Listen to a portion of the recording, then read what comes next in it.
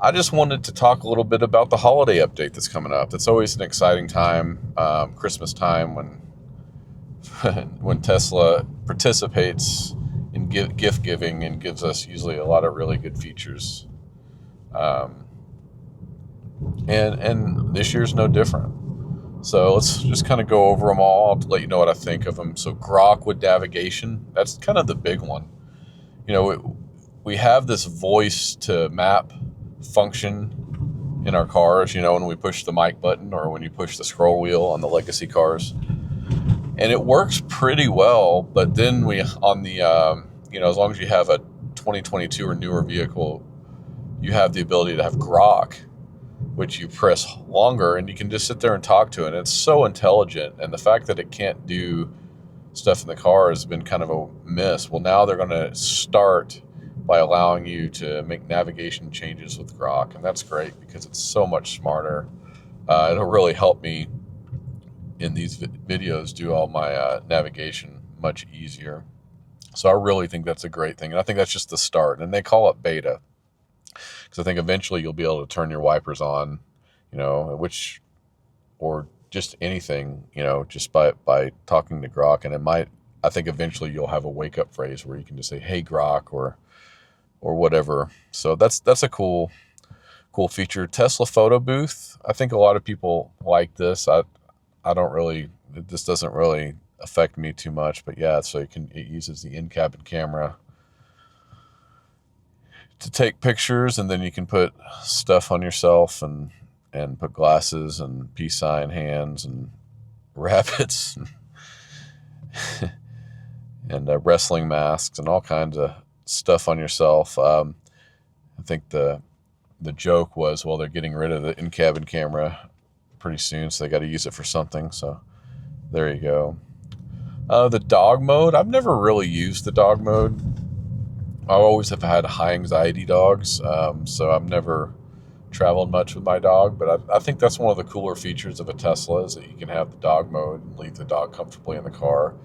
Well, now they have an integration with iOS where, on your home screen, it'll just have a picture, I don't know if it's every 30 seconds, they'll just take a picture with the in-cabin camera and you'll just have it, like kind of like that, but there's a picture right there. It'll be your dog. So I think that's a really, really cool feature.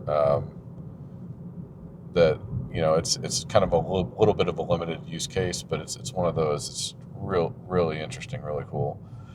Dash cam viewer, so content creators and people that are very interested in posting their FSD interactions, on X or anywhere that don't have a camera in the cabin. You can actually use the sensory camera and record it. And so they have a cool thing now where you have all this information basically here, and even more information than what's on top of the screen here. You have your speed, you'll have your turn signal. If you have a turn signal on, it'll say self-driving on it, and it'll tell you if the brake or the gas is pushed, accelerator, excuse me, and where the steering wheel position is. So it'll basically give you all this information and a little bit more, considering you can't see my feet, just with this viewer. So you can, there's a lot of things on X that people don't trust. That was it on FSD or was it not? Anyways, this will be a great feature so that we can kind of be honest about if it was on FSD or not, on good and bad. So I think that's a pretty cool feature. A nice overlay in the front camera is what this is. So when you take the snapshot, you'll have an overlay of this type of information inside the front camera. Santa mode updates. I've never used Santa mode. I need to go to it. I really like the Tron mode. I really thought I would use it more, but I actually don't, because it makes parking a little bit harder, because you're parking a motorcycle in a massive spot instead of the full size of the car. So even though FSD is now parking me, it's still, I like having that full car. But anyway, the Santa mode has an Optimus as Santa Claus, and it's updated. So that's that's pretty neat. Light show update. I don't know much about light shows. You'll have to read up on that one. I really don't know what this is. I've never done a light show. Some people, that's like the coolest feature they could imagine on a Tesla, and I think that's really neat. But for me, I'm not a light show person. And the custom wraps on the car, you can make kind of custom wraps. I'm going to accelerate or push right here just to help give this person a little bit of room maybe to get around me. Just trying to be kind as I can. But yeah, that's about as far as I'm going to go. So we'll see if they... Yep, there you go.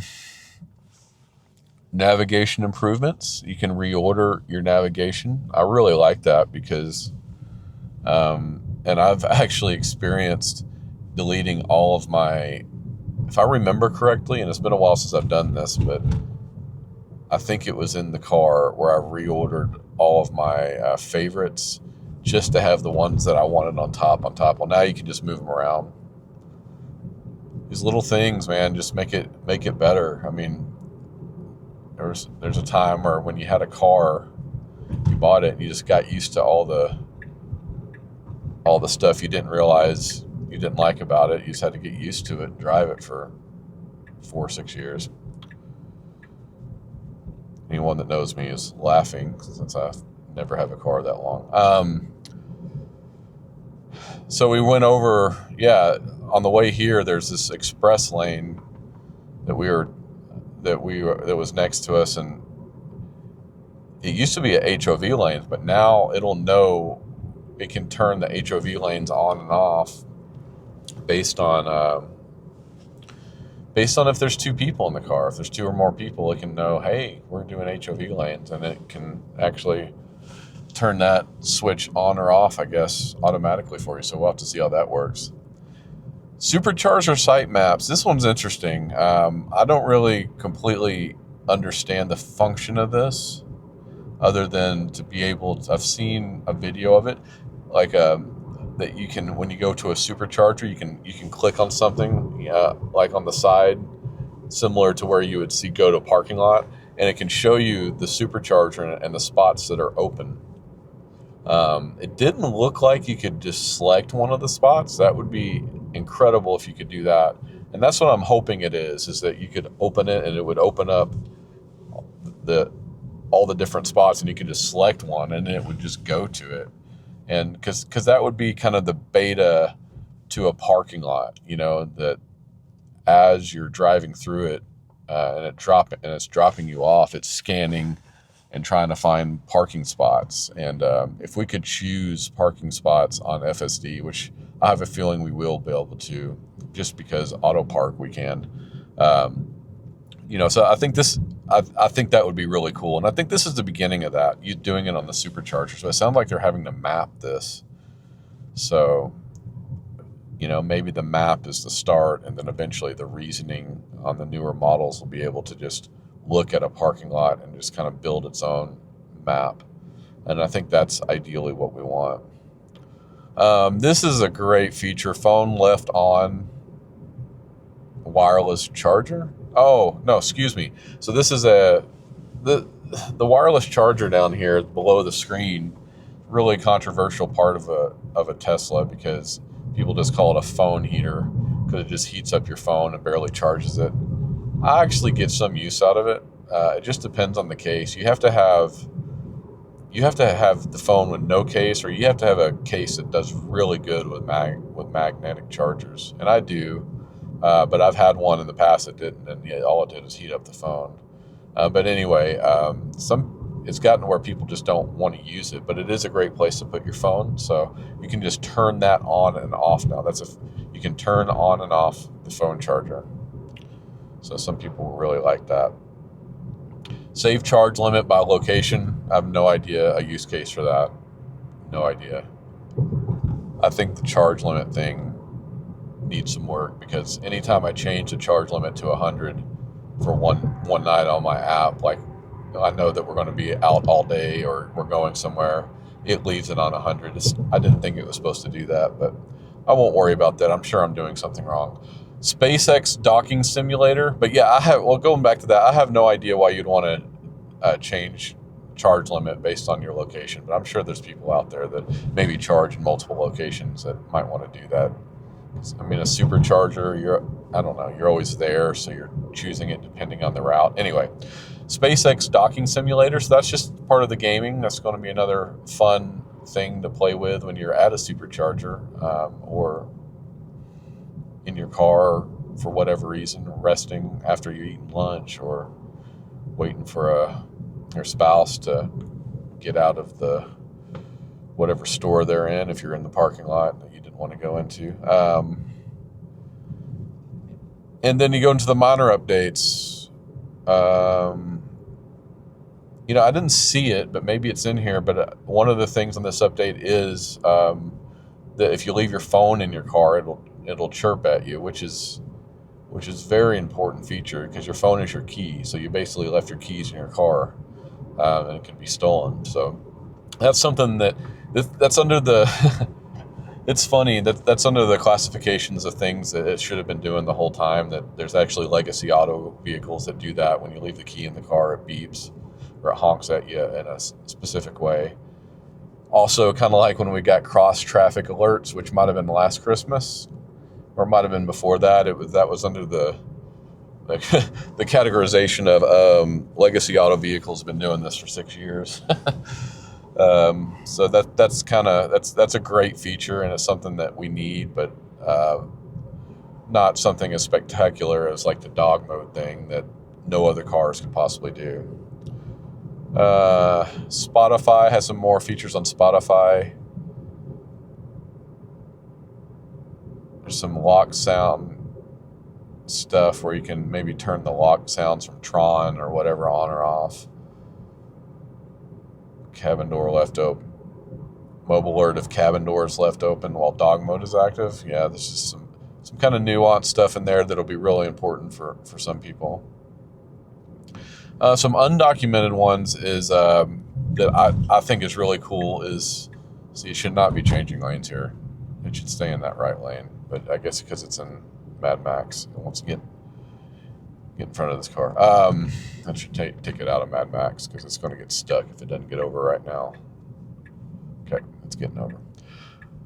View dash cam storage, so you can kind of see where you're at if your storage is full. I'm always nervous about that. If you were to get into some sort of predicament where you needed your dash cam storage and it was full, that would really be that would suck. That's something that probably should have had all along, but it's a feature that no other cars have, so I can't really complain about it. It's good that they're adding that.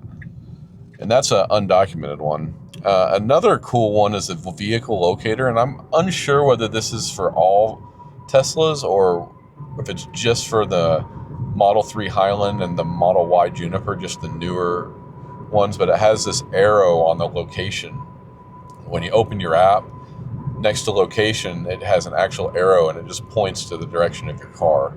And I'll have to play around with that. I don't know if that's just whenever you're within 1,000 feet of the car or if it's all the time. But yeah, I'll have to play around with that. And I think that's about it. So yeah, a couple other things, dash cam filters. Not sure what that is. Anyway, so this is a little rundown of the holiday updates. Really cool to get these updates.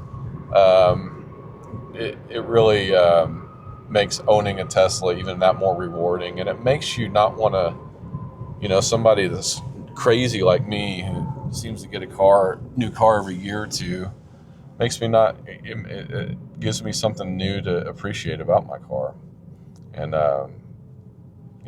thinking about a lot of these features are going to be on 7-year-old cars, 8-year-old cars that are getting new updates. It's pretty cool.